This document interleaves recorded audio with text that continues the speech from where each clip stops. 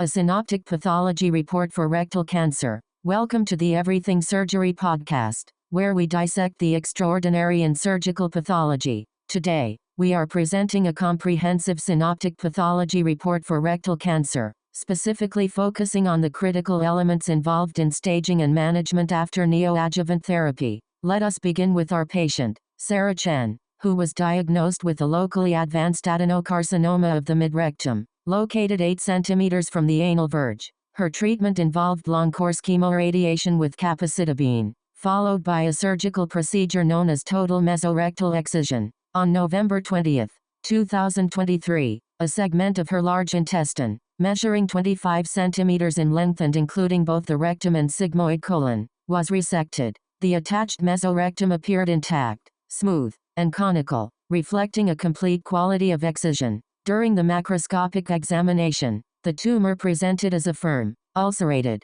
and fibrotic area in the midrectum, situated 6 centimeters from the distal resection margin. The fibrotic area measured 3 by 2.5 centimeters, and no discrete mass was identified. Importantly, the circumferential radial margin, the surgically dissected soft tissue margin around the rectum, was grossly uninvolved. Microscopically, sections through the tumor bed revealed an invasive, moderately differentiated adenocarcinoma with extensive effects from the treatment. The tumor regression grade, based on the American Joint Committee on Cancer System, indicated a moderate response, with single cells or small groups of cancer cells scattered through fibrotic tissue. Approximately 5% of the tumor remained viable. The residual tumor was confined to the intestinal wall, extending into but not through the muscularis propria, which corresponds to a post-neoadjuvant therapy stage 2 classification. There was no evidence of lymphovascular invasion, perineural invasion, or tumor deposits.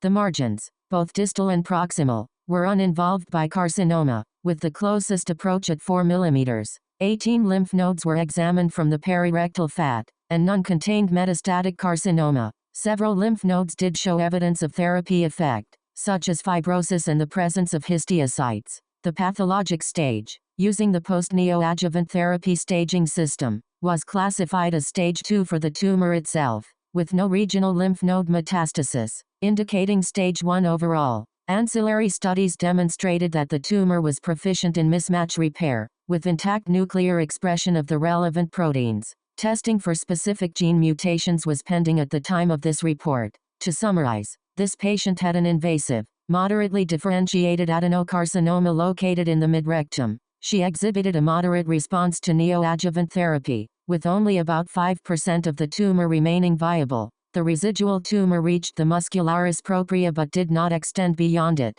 There was no evidence of lymphovascular or perineural invasion, and all surgical margins were clear. The quality of the mesorectal excision was complete, and none of the examined lymph nodes showed metastatic involvement. Her post-treatment pathologic stage is classified as stage 1, and she has a proficient mismatch repair biomarker profile. Now, let us discuss some of the key components that make rectal cancer pathology unique. Unlike colon cancer, rectal cancer requires a careful assessment of the response to pre-surgical chemoradiation therapy. The use of post-treatment staging, indicated by the prefix Y, is vital for prognosticating local recurrence and survival. The tumor regression grade helps quantify how much viable tumor remains compared to fibrotic scar tissue, with a complete response being an excellent outcome. The circumferential radial margin is one of the most important factors in rectal cancer surgery, as a positive margin predicts local recurrence and may prompt further therapy.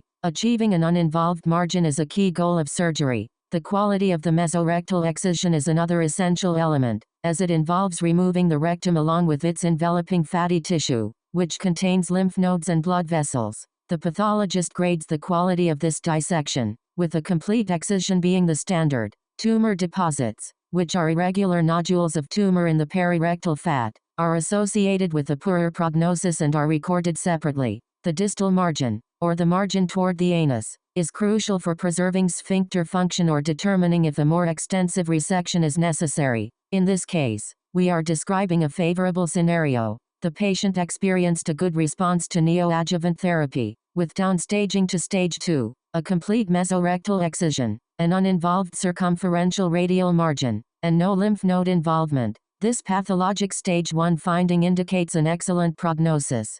Thank you for tuning into the Everything Surgery podcast. If you enjoyed this episode, please like, share, and subscribe for more insightful discussions in surgical pathology.